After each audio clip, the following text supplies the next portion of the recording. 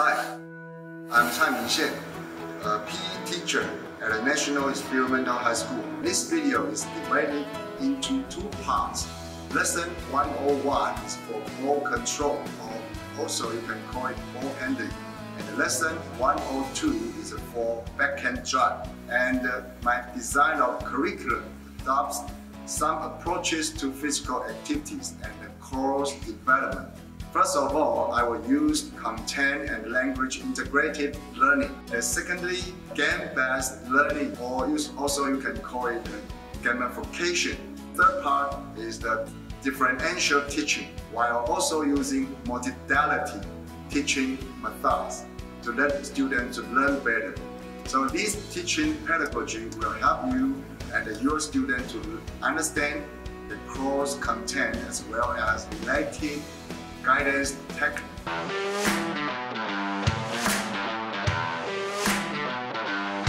Now let's start today's lesson. As we know, table tennis is also called ping pong. The ball back and forth is heard of like a ping pong. And it is a fast-moving and physical demanding. It needs fast reaction, exceptional hand and eye coordination, and a strong and flexible leg muscle. And it has become an Olympic event in 1988, but now it is almost dominated by China. Okay, here is some terms of the table tennis you need to know. This is language of learning. So I prepared some terms of the table tennis. First of one is grips, 握拍. So that is a 握拍. Maybe you will take it like this. So the second part is knife ball. We call it 刀板. And we take it like this. You are shake hand grip. And the next one is a straight ball, 直板. So you use your index finger and your thumb to take it like this. So that is a pen hold grip. And the next one is a forehand drive, 正手拍. So there is a forehand drive. Everybody needs to know that. So the next one is a backhand drive. So backhand drive, we also mentioned about this word. And the next one is a racket. So this one we call it a racket, or somehow you can call it a pad or a bat. Besides this, the next on the surface of this racket, there is a rubber. So there's two rubbers both on the racket. And the next part is a serve. So when we start to play the table tennis, you need to serve the ball, and the person who serves the ball, we call it server. And the other to receive the ball, we call it a receiver. And the next part is a net combination. So as you can see here, there's a net, and all of these part we call it as a net combination. Last but not least, the final part is the end line. The end of the table, there's an end line. And the sidelines, we mentioned about this line, we call it the side line. And the central line is in the middle. White line, we call it a central line.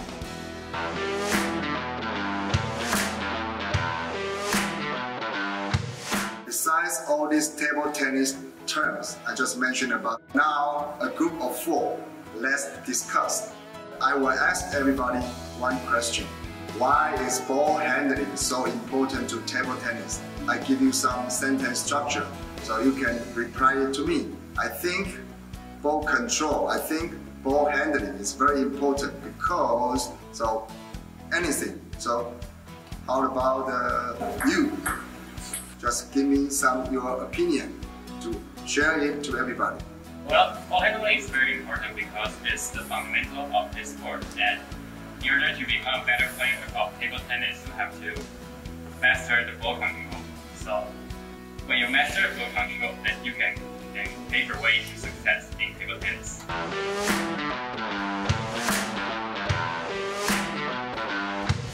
The first fundamental table tennis skill you need to learn is the correct grips. And there are two main grips in table tennis. So one is shake hand grip. The other is a pen hold grip. And let me introduce detail. First part is a knife ball. So that is a shake hand grip. So that is the most natural and popular way to take it like this. So that is a traditional European grip that is not being used in increasingly by Asian players as well. So I have used the shake hand grip since I started playing table tennis, and therefore I will be teaching this style of grip for you. And the other is a straight ball, so it's collapsed between your thumb and your index finger. So you will take it like this. We'll call it a penhole grip.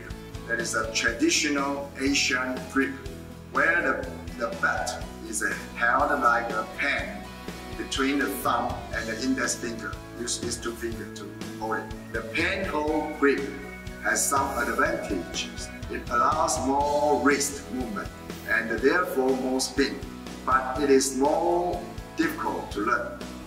Penhole players either use one side of the bat for forehand or backhand, or they have to master the tricky reverse penhole backhand stroke.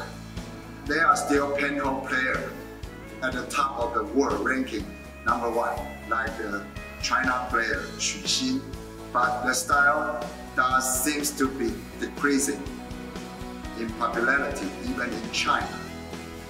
So now let's read it up. So all of it. So first one, I encourage over you to spend more time developing your own grip. So you should practice bouncing and controlling the ball with your own grip, like this. So you should practice it, okay, or maybe backhand. Or you take the straight ball, or control the ball, okay, control it. So you need to use it smoothly. The coordination drills you can do to work on your ball control while helping your brain to set your grips to memory. So the next part, your grips is only connection between your body and your bat. It is worth getting it right.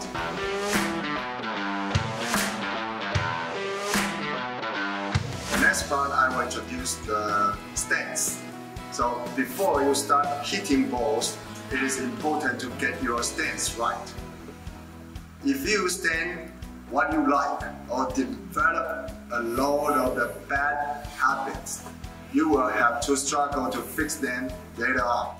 The two key aspects of the good stance is being low and wide. What that means is that you want to get your center of gravity as low as possible, and you want your feet to be at least 1.5 shoulder width apart, perhaps even wider. So standing and moving around, it is kind of the position can be a little tiring, but it is important that you develop the strength needed to maintain this position. It is important to have the relaxing stance. Let your upper body muscles relax, and your arms and shoulders can be hanging forward a bit like a gorilla. Relax. So your leg muscles will need to be more engaged and ready to move.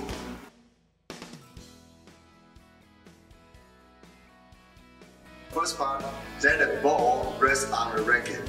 Yes, and make the ball go around the rim of your racket without dropping on the ground. Okay, and try to turn clockwise or anti-clockwise. So each practice, I hope you could succeed 3 times. The second series of action, I will do it a group action. 6 or 7 people as a group in a circle and face to each other, and attempt to deliver the ball to your right hand partner. And your right hand partner try to let the ball go around. I mean, so deliver to right hand, etc. Who let the ball drop into the ground, it means failure. Then he or she will get an extra 5 jumping jack. Who let the ball drop down on the ground will get a 5 jumping jack. And the group transmit 3 rounds successfully, then will be the winner. Okay, the next part of the ball handling. Hold the ball in the air, and when the ball drops, let the ball bounce on the middle of the racket and let it continuously. And try to control the ball firmly and then stably without dropping on the ground. So stop it on the spot of the racket finally. Now I want to introduce another skill. I call it the J 型停球. First of all, toss the ball in the air and try to observe the motion track, eyes on ball. And the second, use your racket to catch the ball in J shape. So just like you write an English J. So J shape track in the air by yourself. And finally, let the ball stop on your racket without bouncing on the ground. Next, 2 people as a group.